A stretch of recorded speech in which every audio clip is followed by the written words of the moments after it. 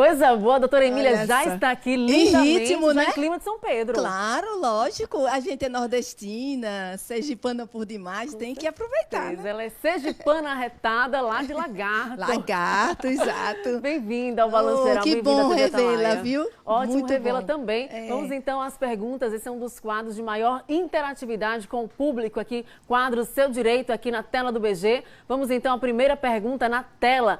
Tirando as dúvidas da população. Esse telespectador preferiu não se identificar e diz assim: o ex da minha tia foi acusado de matá-la e foi excluído da herança, mas mantido na meação do imóvel.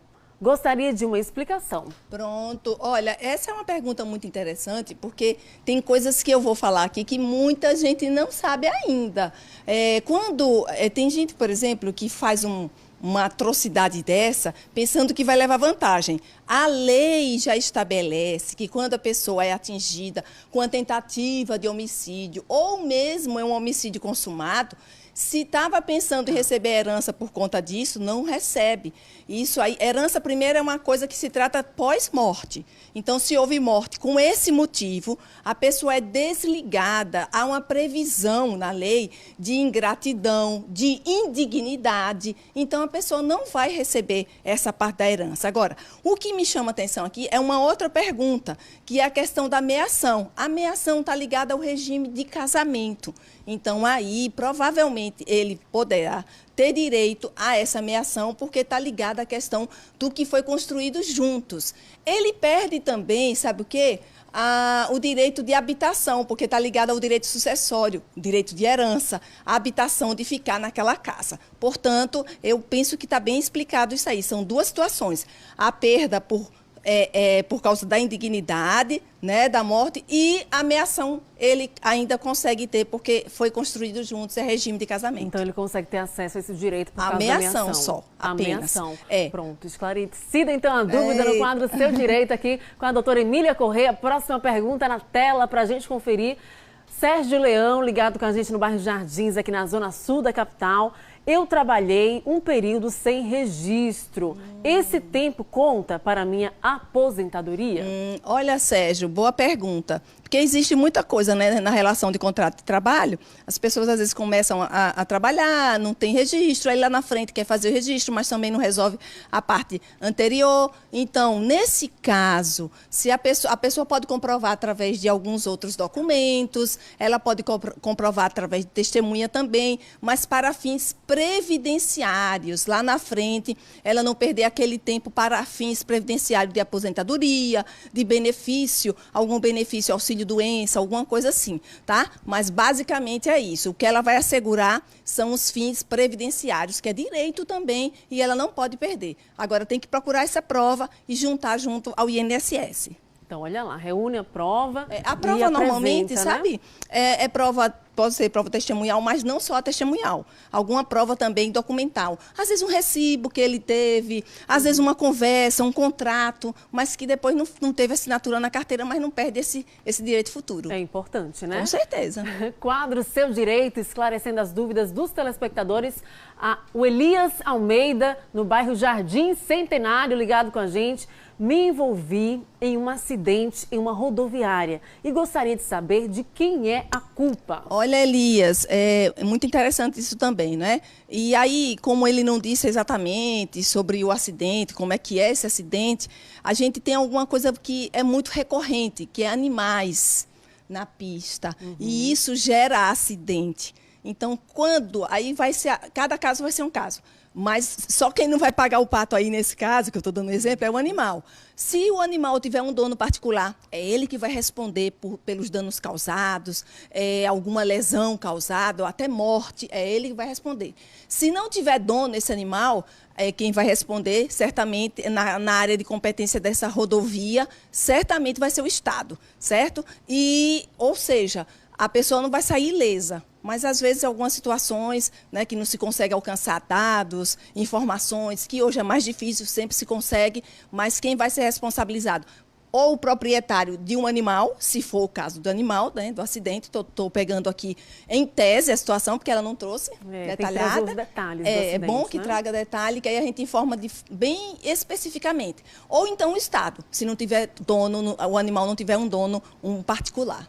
É porque em direito cada situação é uma situação. Perfeito. E aí por isso que é importante o telespectador relatar como é que foi esse acidente, em que circunstância, quem colidiu com quem e qual situação foi esse acidente. Porque às vezes pode não ter sido animal, pode ter sido uma outra situação. Então cada situação é uma situação no direito. Não tem receita de bolo no direito, não. Tem que saber realmente a situação que foi. De repente o outro motorista também estava embriagado ao volante. Exatamente. Tem que ver aí. Traz detalhes que a gente dá. Mas alguém vai ser responsabilizado, logicamente, depois de toda a apuração. É isso aí, tem que apurar. E agora vamos rapidinho para o recado, mas a doutora Emília continua aqui, a gente continua com o quadro Seu Direito já já. Põe na tela aí o recadinho. E agora a gente continua aqui com o quadro Seu Direito, quadro de interatividade, onde você, telespectador, pode tirar as suas dúvidas sobre direitos, aqui com a participação e a colaboração da doutora Emília Correia. Tamires, deixa eu mandar um abraço para a Lena, que está nos assistindo. A Lena está assistindo Lena Design, está assistindo lá no Shopping Parque. Muito bem, Lena. Um abraço para ela. Beijo grande aí, muito obrigada pela audiência. Com certeza. Tatiana Santos ligadinha com a gente em São Cristóvão. Alô para você que está aí em São Cristóvão. Doutora Emília, comprei um fogão na internet, mas até agora não chegou e está com um grande atraso, além do previsto. O que eu posso fazer? A Tatiana Santos desesperada pelo fogão que não chega. Pois é, Tatiana. E tem muita coisa assim na internet que acaba demorando a chegar, né? E é direito do consumidor. Olha, quando você compra qualquer coisa pela internet, você já tem aquele direito sagrado de 7 dias para você se arrepender. Digamos que o produto chegue, você não goste, simplesmente não gostou. Você tem 7 dias para devolver, ser reembolsado ou trocar por outro produto, tá? É direito do consumidor. Agora, nesse caso, foi atraso, né?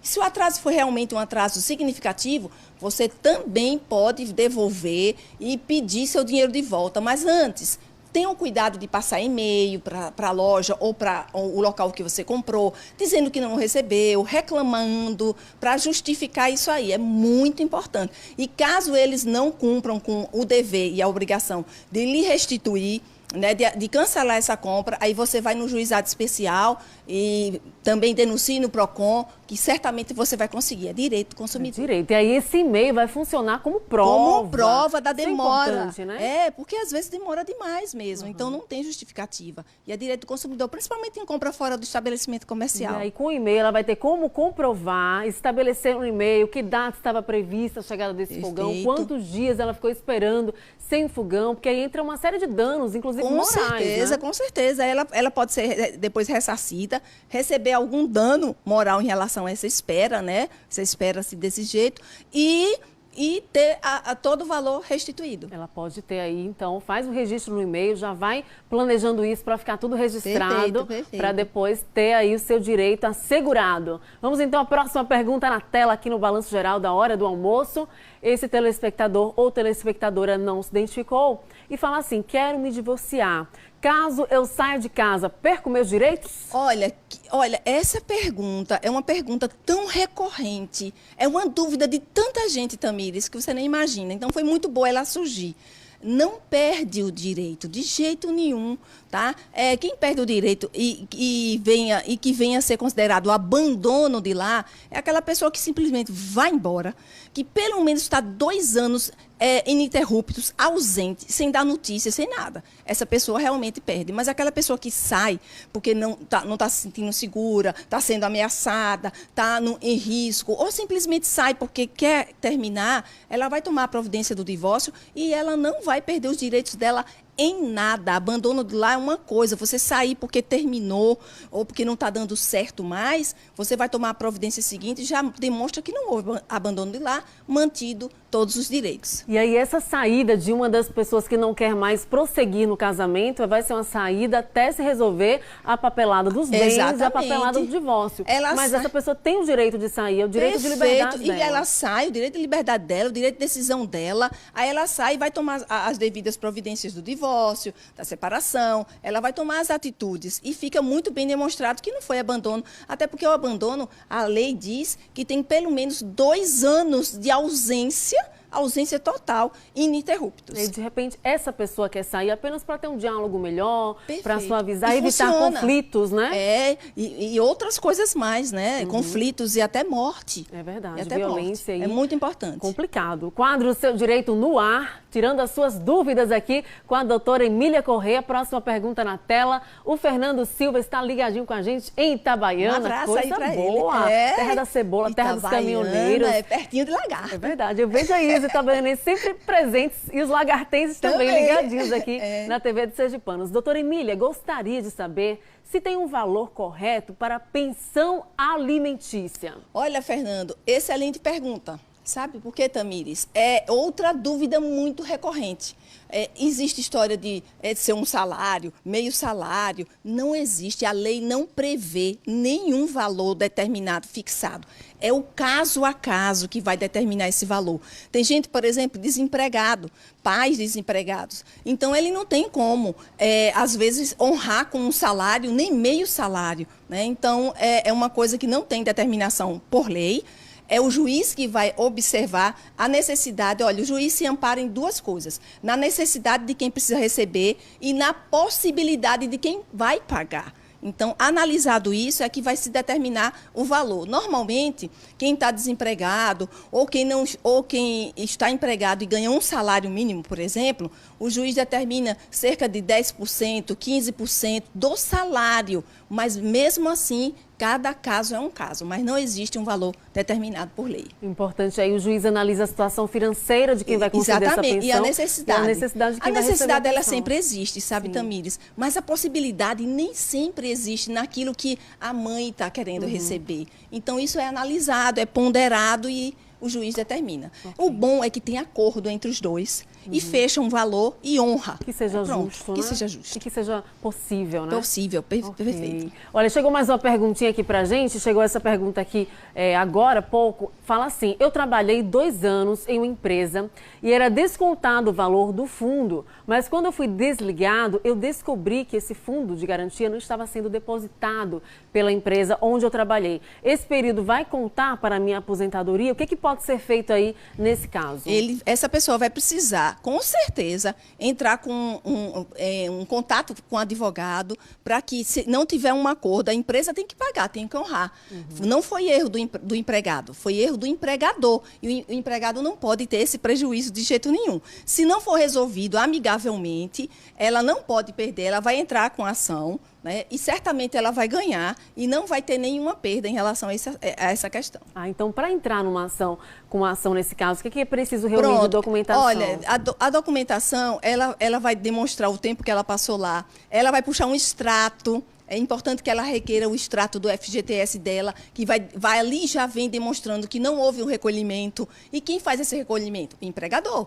Né? Então, já fica bem fechado que houve alguma coisa aí que tem que ser resolvida. Então, basicamente, é esse o encaminhamento e procurar um advogado trabalhista. É sempre muito importante isso. Verdade. Antes de procurar um advogado, de requerer mesmo o direito na justiça, pode tentar um diálogo com a empresa, sabendo você que você tem esse direito. Exatamente. Né? O diálogo sempre exatamente. pode funcionar. Olha, isso que você falou é a saída para muita coisa. Existe, inclusive, hoje, Tamires, uma coisa que a gente chama, um instituto chamado mediação. E a mediação, a arbitragem também, a conciliação, são institutos hoje, né, que resolvem as coisas antes da justiça de forma assim rápida e segura, dando um título executivo, não deixando ninguém, digamos assim, em falso. Né? Pode ser resolvido então, sim. De repente, esse trabalhador procura o empregador primeiro, pode ter acontecido algum imprevisto também no orçamento financeiro da empresa, a pessoa pode estar passando por algum tipo de dificuldade, conversa, já ciente que você tem esse direito, e aí conversa, de repente consegue resolver sem precisar procurar a justiça. E a melhor coisa, porque rapidamente recebe, quando vai para a justiça, às vezes demora por demais, o recebimento também demora, e tudo é o conselho. Seja o que for, seja o conflito que for, procure fazer acordo. O acordo é muito melhor do que uma boa briga. É isso mesmo. E assim, com essa orientação, a gente chega ao finalzinho do nosso quadro Seu Direito, aqui com a doutora Emília Corrêa. Muito obrigada. Obrigada a você. Pela participação aqui no Obrigada Balanço a você. Geral, Deus abençoe você. Amém. Você Tchau, também. tchau.